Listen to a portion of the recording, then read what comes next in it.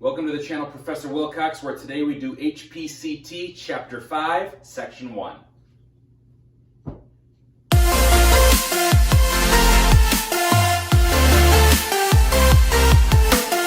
Okay, so today in Section 5.1 we're going to talk about composite functions, as in, here's the learning target, I can form composite functions and find the domain of them. Let's first define what a composite function is. You'll find that a composite function is notated by this small circle. It's not a zero, it's not an O, it's not a point, but it is a very small circle between f and g. Let's call those two functions. This is called f of g. And what this really is my function f that is evaluated at a function g, right? If you kind of remember what evaluations of functions would be, like something like f of 5 means to take my function and take 5 and plug it in. Similarly, if I take my function f, I can plug in all of g and evaluate that. The same thing is true if I'm going to evaluate g of f, which just means to take g and evaluate it at my function f. Let's practice this a couple times. Here's example 1. I'm going to define f as 2x plus 4. I'm going to define g as negative 3x plus 10. So let's find f of g. And here's what I like to do in order to keep my thoughts straight. In order for me to evaluate f of g, I'm going to take f and I'm going to take g and plug it into it. Right? So in the case of f, which is 2x plus 4, I'm going to write this as 2x plus 4. Just take x and leave it out because g is going in its place. And I put a set of parentheses, in which case this is going to be negative 3x plus 10 is going to go here. And we always want to simplify, so let's distribute the 2. We'll call that negative 6x, and 2 times 10 is 20. And then the plus 4 comes down, so we can simplify that as negative 6x plus 24. So this is f of g. Let's do the same thing and evaluate g. I wrote g of g. But let's evaluate g of f. We'll do g of g in a second. You can't evaluate a function at itself. I'm going to evaluate g of f. G is negative 3x plus 10. So we'll write this as negative 3x, and then plus 10 comes down like this. F is going to go in its place because it's g of f. And f is going to go here, which is going to be 2x plus 4. Let's distribute. Distribute the negative 3. That's going to be negative 6x. Distribute the negative 3, that's going to be a negative 12, and my plus 10 comes down. Negative 6x comes down by itself, and I combine like terms. This is going to be negative 6x minus 2. Notice that f of g and g of f are different, right? So you're not going to always assume that these are going to be the same thing. And then just for fun, let's evaluate g of g, which is evaluating g at itself. G, once again, is negative 3x plus 10, so I'm going to write this as negative 3x plus 10. I leave x out with a set of parentheses, and then in those parentheses I put g again, which is negative 3x plus 10. Simplify, this is going to be negative 3 times negative 3, which is positive 9x. I'm going to do the next part in my head. Negative 3 times 10 is negative 30, plus 10 is a negative 20. So g evaluated at g is going to be negative 9x plus 20. Let's try this again, something a little bit different. We'll talk about domain this time. Here's example 2. I'm going to define g as x squared plus 7, and I'm going to define h as the square root of x plus 1, right? So let's find g of h. I'm going to take g and plug h in. G is x squared plus 7, and h is the square root of x plus 1, so that's going to go here.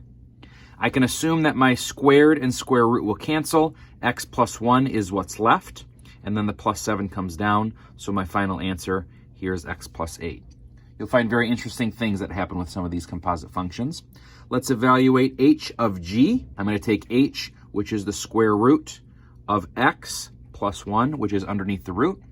And then g is going to go in its place, which is x squared plus 7. Notice the square root is over everything, and I have my x squared plus 7 plus 1 going to be written as x squared plus 8. I cannot simplify that. There's nothing that I can do with this. Don't take the square root of x squared and make that x, because I do have a plus 8 that's listed here. I then can do something like, if I write down h of g, I can take this and follow this up with a number, like h of g of 1. This means to take h of g and evaluate it at the number 1. So in this case, I take h of g, which is x squared plus 8. I can just evaluate that at 1 squared plus 8. 1 squared is 1, and 1 plus 8 is 9, so this is the square root of 9, which is equal to 3. Okay, so that's going to be here. Let's try that one more time. We'll put in a little bit of algebra here this time. Let's take h of g and evaluate this at 6. I take h of g, which is x squared plus 8, and we're going to evaluate this at 6 squared plus 8. 6 squared is 36, and the plus 8 comes down. That's the square root of 44. Not going to write this as a decimal, but I can simplify this and say what number goes into 44. That's perfect. 4 is perfect, so that's really 4 times 11. The square root of 4 is 2, and the square root of 11 comes over. So my simplified version of that is going to be 2 root 11. Okay? A couple of things I want you to remember here. If we're going to find the domain, let's go back to example 1 here. We're going to find the domain of f of g. Well, I notice that f of g is just a linear function, negative 6x plus 24. So in this case, I don't have any denominators and I don't have any roots. So the domain of this is just going to be all real numbers, or I could write this from negative infinity to infinity. I could also evaluate the domain or find the domain of g of f, which is also linear. It's going to be the same thing. All real numbers from negative infinity to positive infinity. We'll talk about one with the domain that's a little bit more difficult. Let's find the domain of f of g, where f is going to be defined as 2 over x plus 4, and g is going to be defined as 9 over x minus 3. A little bit more difficult this time, and here's what we have to remember. I'm going to rewrite f of g and just see what it looks like. Okay, so f of g is going to be written like this. I'm going to take f, which is 2 over x plus 4, and I'm going to write this down as 2 over x plus 4. In place of x, I put a set of parentheses, and g is going to go in its place. So in this case, I have 9 over x minus 3 written in the place of x. And so now let's talk about the domain in this case. The domain of f of g is going to be all of the x values that are not equal to a couple of things, and we're going to list those things out. Notice I have 2 fractions here written in f of g.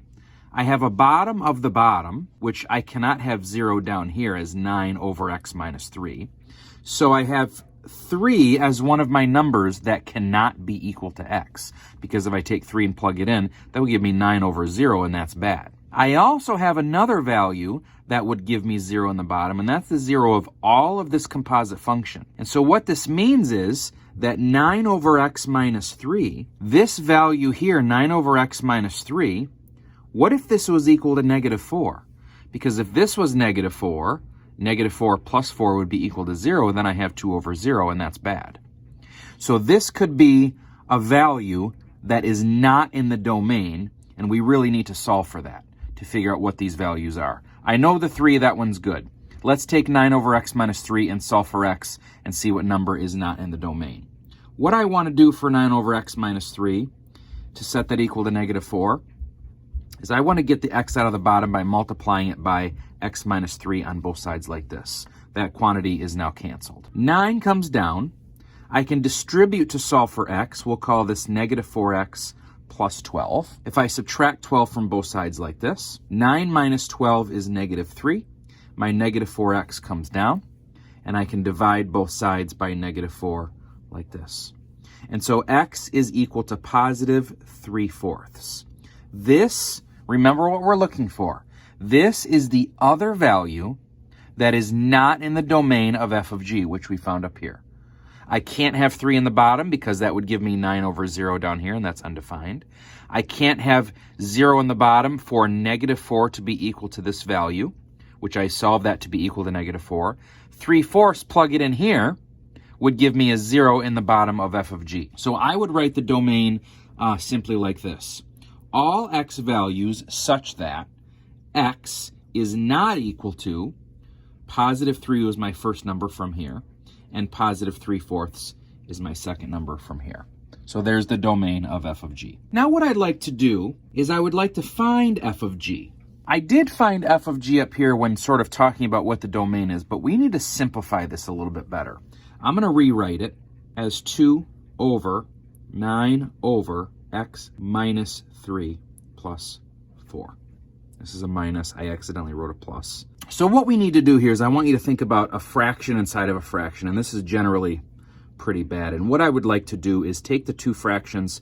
If you think of this as 4 over 1 on the bottom, I want to combine these two fractions together, right? And so if I have a denominator of x minus 3 under the 9, I want to put a denominator of an x minus 3 under the 4 as well.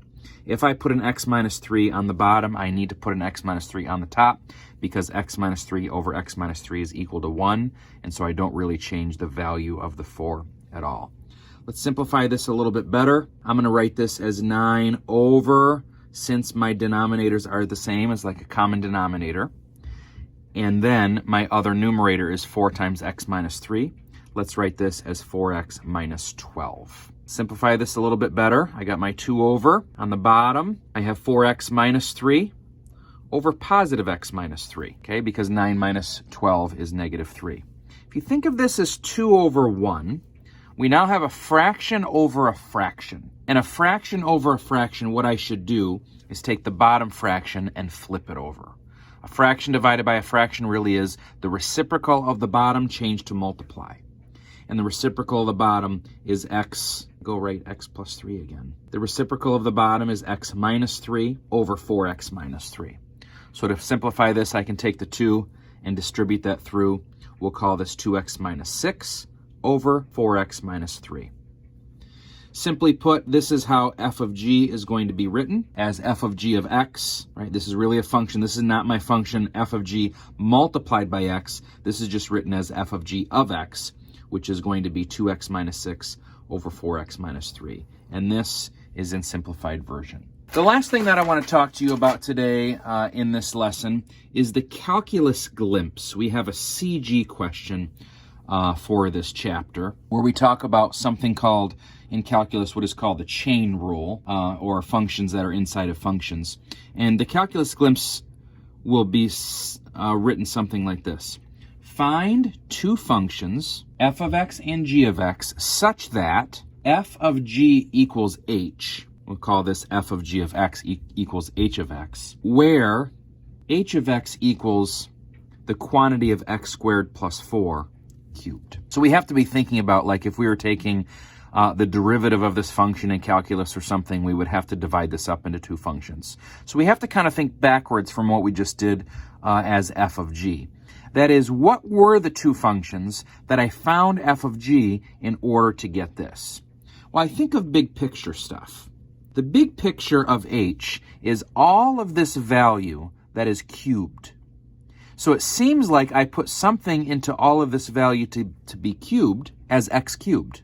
And then I take g, which was on the inside, in this case, x squared plus 4, and I plug that into x cubed like this. And so I think that's going to be the end of the question. I hope this has been helpful for you. If you have any other questions, you know how to find me through Remind, email, or in room 312. Thank you very much. Bye-bye.